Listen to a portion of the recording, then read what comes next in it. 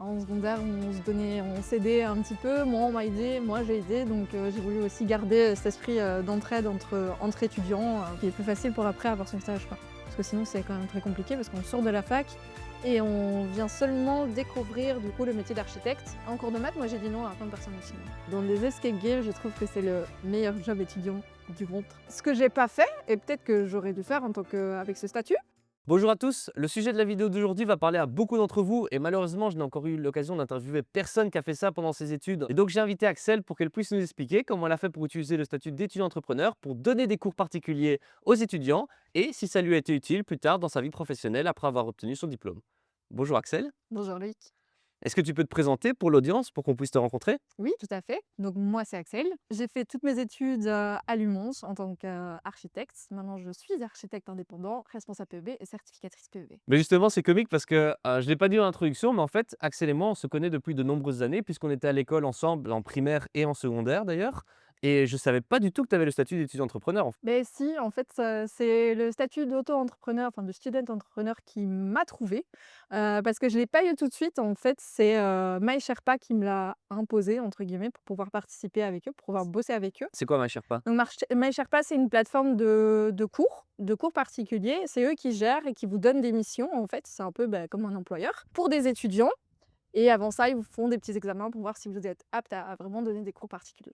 Ok, donc tu t'es dit, tiens, j'aimerais bien donner des cours particuliers, tu as regardé comment faire, tu as trouvé MySherpa, et là, du coup, tu as découvert le statut d'étudiant entrepreneur Ouais. parce qu'ils t'ont dit justement qu'il fallait avoir ce statut pour accéder à leur plateforme. C'est ça, il fallait absolument devenir étudiant entrepreneur pour pouvoir être rémunéré par MySherpa. D'où t'es venue cette idée justement de donner des cours particuliers? Tu avais peut-être eu quelqu'un justement pendant tes secondaires qui t'avait donné des cours ou un grand frère ou quoi et puis tu t'es dit: «Bah tiens, j'aimerais bien faire la même chose Ouais. pour des étudiants de secondaire?» En secondaire, on s'aidait un petit peu. Moi, on m'a aidé, moi j'ai aidé, donc j'ai voulu aussi garder cet esprit d'entraide entre étudiants, ce que j'ai fait. Et ensuite, j'ai trouvé MySherpa qui m'a vraiment proposé ce statut. En tant qu'étudiante en architecture, tu donnais des quoi comme cours? Des cours, de maths, de Ouais. géométrie, je vais dire, c'est un peu cliché, mais voilà. Ouais, je donnais essentiellement des cours de maths et je donnais parfois des cours de sciences, ça pouvait arriver, des cours de OK. physique. Donc tu donnais cours à des étudiants qui étaient en secondaire, par exemple, alors? En secondaire et parfois aussi avec des gens de l'archi.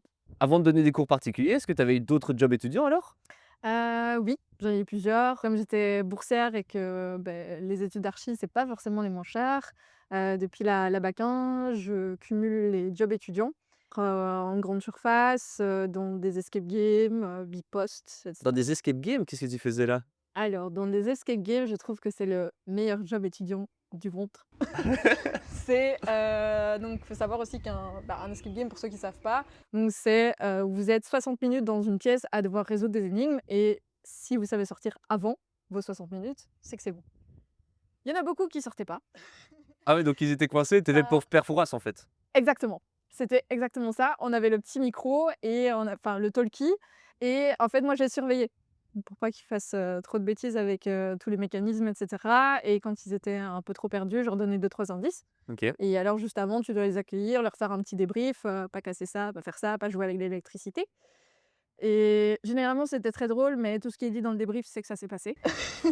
Ah oui, OK, c'est basé sur Et des expériences réelles. oui, c'est vraiment ça. Et ensuite, on les envoyait pendant 60 minutes, on les aidait, on rigolait et puis ensuite on débriefait avec eux, petite photo souvenir et puis on allait ranger la salle et rebelote, quoi. D'accord, donc ça, c'est plus sympa et le C'était job beaucoup étudiant que tu as le moins aimé, c'était lequel? Je ne sais pas.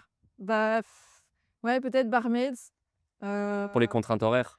pour les contraintes horaires et surtout, rentrer à 4 heures du mat, c'est un peu bête, mais rentrer à 4 heures du mat dans les rues de Mons, c'était jamais très safe, quoi. Ouais, forcément, c'est toujours, plus Ouais. stressant, quoi. Oui. Et en fait, le fait de donner cours, ça m'a permis aussi de mieux gérer mon planning en acceptant ou pas les missions et comme c'est des missions de 2 heures, tu sais facilement les mettre dans ton planning, quoi. C'est vrai que quand tu es étudiant entrepreneur ou étudiant indépendant, mais tu as un planning un peu plus, sur mesure, je veux dire, que tu C'est peux ça. choisir parce que tu peux dire: «Bah, tiens, non, je suis disponible à cette heure-là ou pas». Ouais, c'est moi qui contactais, la personne, du moins les parents du coup, de D'accord. l'élève et on s'arrangeait pour trouver un créneau, quoi. Et donc tes élèves, tu les trouvais exclusivement sur, la plateforme que tu as mentionnée, MySherpa ou alors tu les trouvais aussi, par exemple, via des posts Facebook, dans des groupes d'entraide ou tu faisais comment? D'abord, c'était effectivement pas MySherpa et une fois que j'ai eu le statut, j'ai vu que je pouvais aussi demander, ne plus passer forcément que par MySherpa donc j'étais sur, Superprof. C'est une plateforme aussi où vous pouvez vous-même mettre, votre annonce de cours particulier, quelle que soit la matière, et ensuite avec des posts Facebook sur, les groupes, Et tout donc tu as ça. fait ta pub sur Facebook? Ouais. Et qu'est-ce qui fonctionne le mieux? Les plateformes, les groupes Facebook, Ah, les groupes les Facebook. connaissances, le bouche à oreille? Les groupes Facebook. Les groupes Facebook? Ouais, ça marche super bien. OK et en fait, c'est des groupes, du coup, que tu as rejoints de parents qui cherchent, des gens pour aider leurs enfants ou Non, ça se même passe pas, comment? c'est vraiment dans les groupes de ville. OK, donc dans les groupes, donc C'est par exemple, tu étais en groupe de Mons Ouais, et tu c'est as ça. mis une annonce et tu as dit que Ouais, tu étais, là pour donner des cours de maths. c'est ça, Et MySherpa, par contre, eux, c'est plutôt eux qui t'envoient, enfin qui te mettent en relation avec le parent? c'est ça. Donc ils m'envoient, «l'annonce» entre guillemets, comme quoi il y a tel élève qui est en telle classe et qui a besoin de, telle matière, à revoir.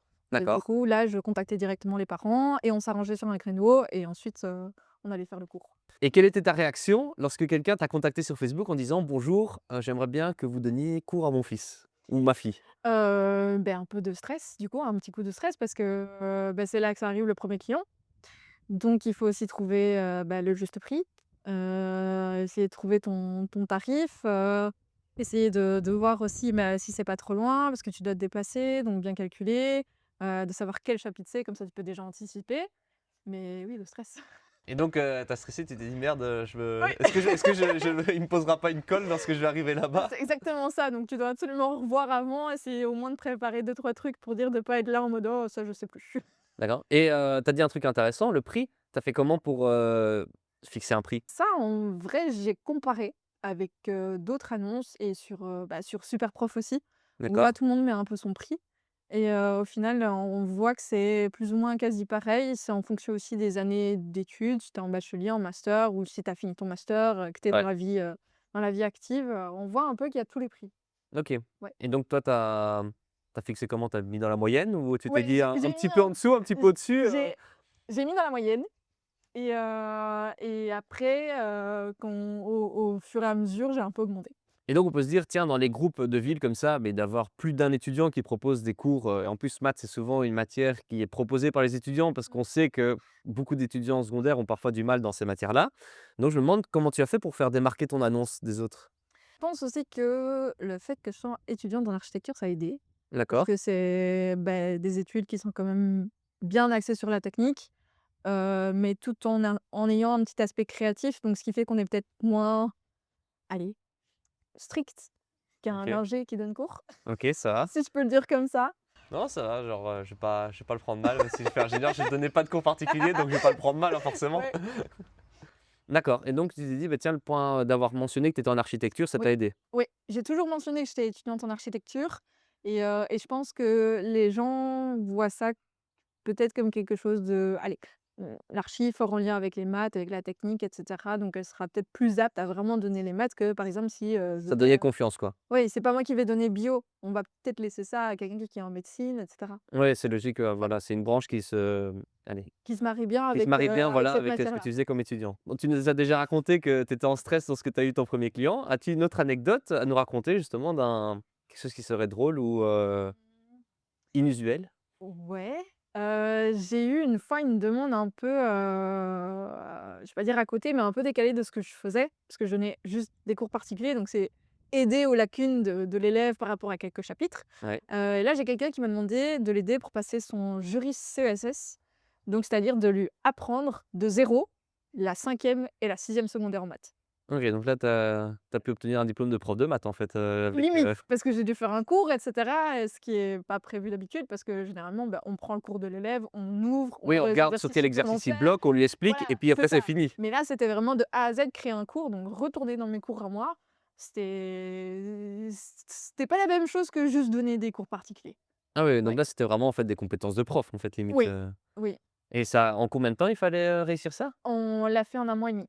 Donc en un mois et demi, il a pris 5 et 6 en maths? Ouais, Genre, mais du ouais, coup, il faisait ça full time limite, hein, d'étudier parce tous les que jours. Ouais. ah ouais, donc c'était assez, Oui, c'était hard. assez impressionnant et donc du coup, tu faisais C'était des hard. interros et tout alors? Pour Heu, l'entraîner? ouais, des fois.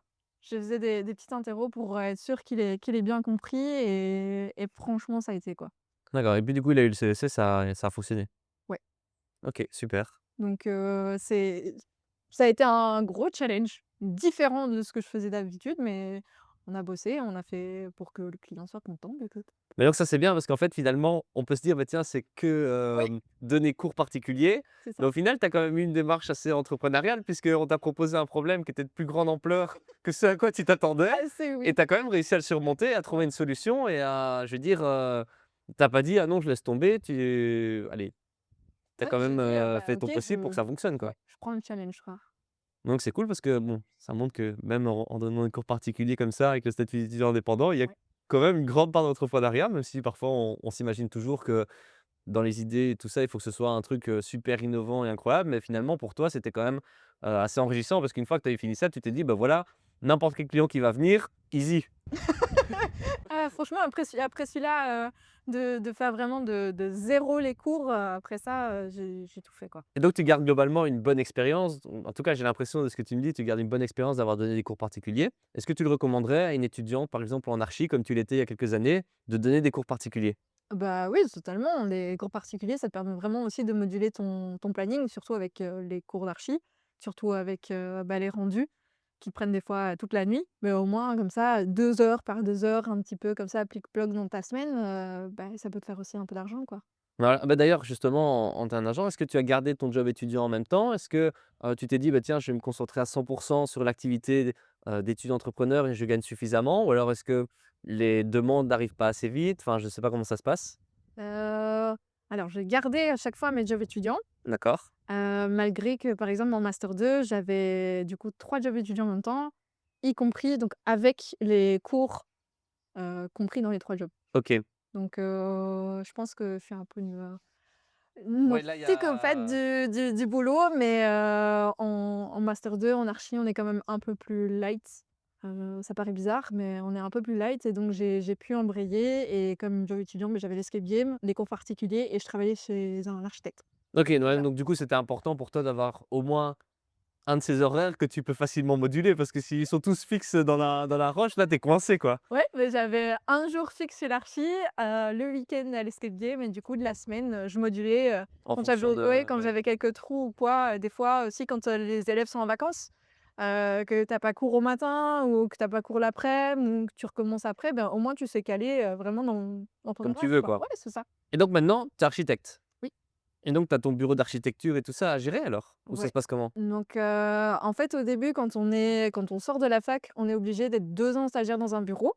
Rémunérés bien sûr, un peu comme les avocats et comme les médecins aussi et ensuite le stage validé, on a vraiment le statut d'architecte. Avant c'était architecte stagiaire, c'est D'accord. noté même, OK. et une fois que tu sors, tu peux continuer dans ton bureau, changer de bureau et cetera et là, moi, j'ai décidé de créer le mien. Souvent, on entend dire que le statut d'étudiant entrepreneur, bah, il s'adresse, aux étudiants qui sont par exemple en marketing, ou en ingénieur de gestion ou des choses comme ça. Penses-tu que c'est utile pour un étudiant qui est en archi? Je pense que oui quand même parce que, beh, si je prends mon cas tout simplement, quand je suis rentrée à l'archi quand j'étais en première, je pense que c'est aussi le rêve de tout le monde en tant qu'archi, c'est de pouvoir ouvrir son propre bureau. Et ce que j'ai fait maintenant. Mais je pense aussi que si j'avais pas fait tout ce que j'ai fait avec le statut, avec mes jobs étudiants, j'aurais pas forcément toutes les compétences que j'ai aujourd'hui pour pouvoir me dire: «OK, maintenant je me lance, je crée mon verrou».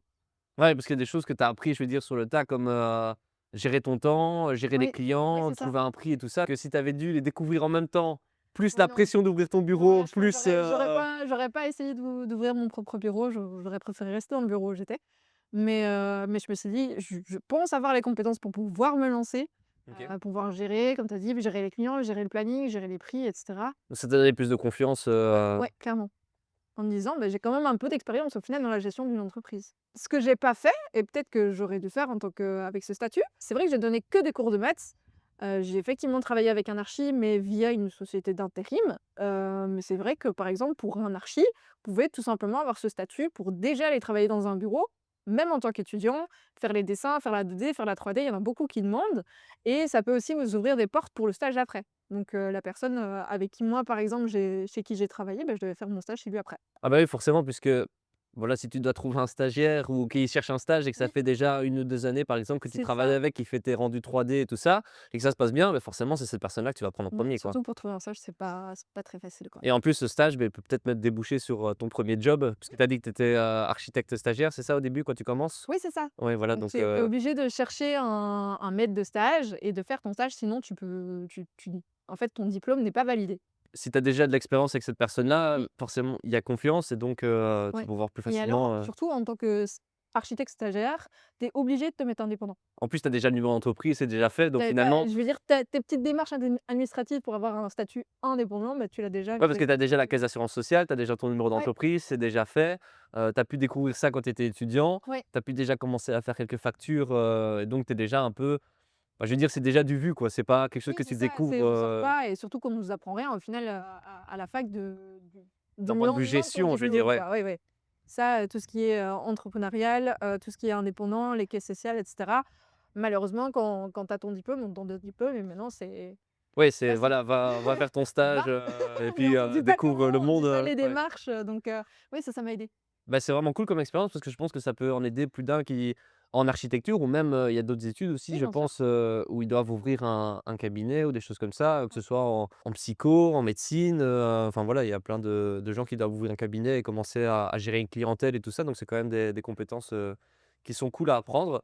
En tout cas, je pense que ça, c'est peut-être le plus gros conseil si un étudiant est en archi et Ouais. justement qu'il avait envie d'ouvrir ça, ça peut donner des idées et justement faire réfléchir à ce niveau-là, quoi. Mais oui, parce qu'au moins on connaît déjà, bah, comme tu as dit, on travaille déjà avec quelqu'un on sait comment eux travaillent et on a déjà l'habitude de se travailler ensemble, ce qui est plus facile pour après avoir son stage, quoi. Parce que sinon c'est quand même très compliqué parce qu'on sort de la fac et on vient seulement découvrir du coup le métier d'architecte, qu'on ne découvre pas forcément pour les études. Ouais, parce que tu vois le côté théorique, Oui, mais c'est c'est ça. toujours le côté théorique vs, le côté, Oui, oui, oui. pratique. Oui, oui. Donc là, au moins, on le découvre déjà en tant qu'étudiant. On peut développer, on peut, allez, acquérir son stage par rapport à ça, par rapport à cette relation au final qu'on a faite et après le stage, bah, pouvoir peut-être, créer son bureau aussi. OK, bah, super. Je pense que ça peut être la meilleure phrase de motivation si un étudiant, Ouais. après voilà, après on parle, pour l'architecture parce que forcément, tu Oui, as fait archi, mais je pense que dans beaucoup d'études effectivement, c'est quelque chose qui peut être, ouais. super utile pour eux. Même sensation lorsque tu as eu ton premier client, pour ton bureau d'architecte que celui, Ouais, lorsque ouais. tu étais Là, étudiante? c'est pareil, c'est le gros stress de dire: «Est-ce que je suis à la hauteur de prendre le projet toute seule?» et cetera et puis, bah, on se lance, il faut avoir confiance en soi. Parce que je pense que le plus gros ennemi qu'on peut avoir dans ces cas-là, c'est soi-même, et se dire: «Beh, OK, j'y vais, je sais que j'ai les capacités pour, donc on y va, on gère le client, on gère le projet» et si jamais, après, il faut pas avoir peur de savoir dire non aussi à quelqu'un en disant: Ça va outre moi, Ouais, c'est renvoyer à quelqu'un, connaître ses limites, quoi. connaître ses limites parce que sinon, on part dans un foutoir, pas possible. Mais ça, c'est intéressant parce que justement, c'est Ouais. quelque chose qui revenait, c'était, allez, c'est pas parce qu'on fait de l'entrepreneuriat ou des choses comme ça qu'il faut dire oui à tout. Ah ouais, non, non, Voilà, il faut connaître ses pas limites, il du faut tout, oui. savoir ce qu'on sait faire Ouais, et rester justement dans le réaliste, quoi. ouais. Parce Ben, que ouais, en cours de maths, moi, j'ai dit non à plein de personnes aussi, moi. OK, pour que quoi comme style de demande? Beh, vers la fin de mes études, je demandais plus d'étudiants en inférieur, D'accord. donc en première, deuxième, troisième secondaire, parce qu'en fait, j'avais quasi plus personne en cinq, sixième, et quand je m'en souvenais plus, je devais tout réétudier Ah oui, et je voulais pas réétudier. donc c'était plus facile pour toi d'avoir C'était plus toujours les facile mêmes donc cursus, ouais, en fait, les donc mêmes cours? j'ai rebloqué, un peu le panel de clients, quoi. En tout cas, je suis, super content que tu sois venu. Je sais pas Moi si tu as un aussi, petit mot moi aussi. d'encouragement, pour les étudiants qui hésitent à se lancer? Beh, je pense que Étudiants ou étudiantes? Parce que du coup, oui, on va tu faire les représentes, 2.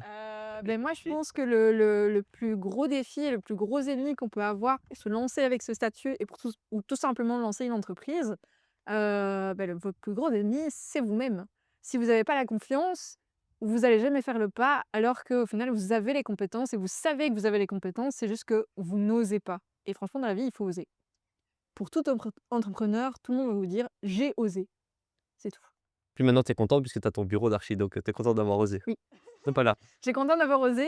C'est vrai que je suis encore très jeune pour avoir mon bureau, mais voilà, je savais que je pouvais le faire, que j'ai confiance en moi, que je sais où trouver mes clients, je sais comment faire, donc je sais que je vais y arriver.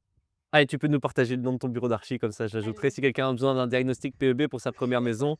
Parce qu'en plus, toi, tu connais pas le nom de la boîte. Non. Alors mon bureau s'appelle AMAC, donc c'est Axel Musin Architecture et Consulting et c'est pour mettre le client dans un Un Mac.